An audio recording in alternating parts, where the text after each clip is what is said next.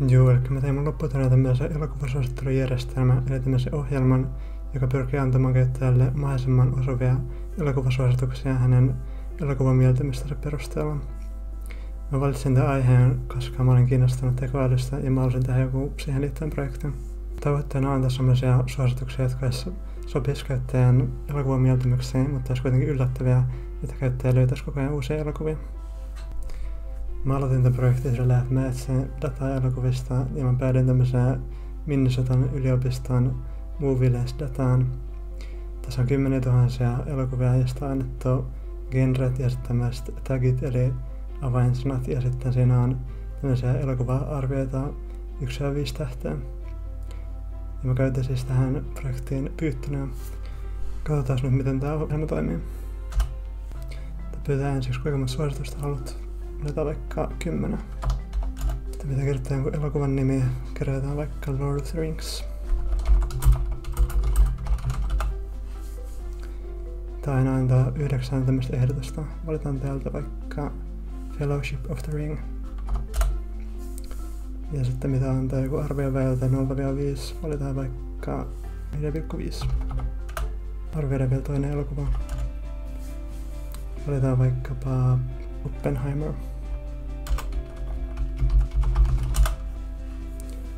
Valitaan se täältä.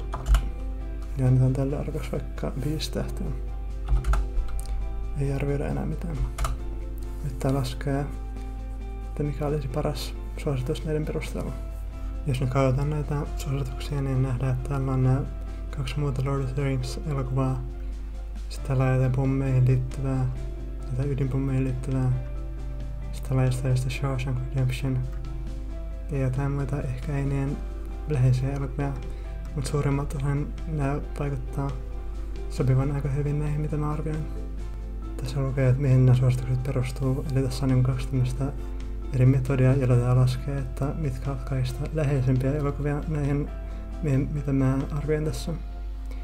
Tää ensimmäinen näistä metodeista on Content-Based Filtering, eli tää katsoo näitä elokuvien genrejä ja tageja, ja se yksinkertaisesti katsoo, että kuinka monta yhteistä genreä ja tagia niillä on, ja sen perusteella päättää, että kuinka samanlaisia ne on.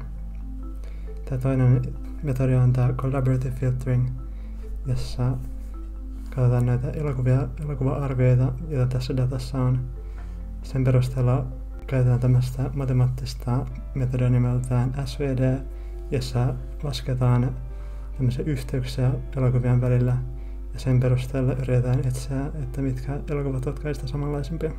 Tämä järjestelmä yksinkertaisesti vaan laskee ne molempien metodien perusteella suositukset ja sitten ne summataan, että saadaan ne lopulliset suositukset.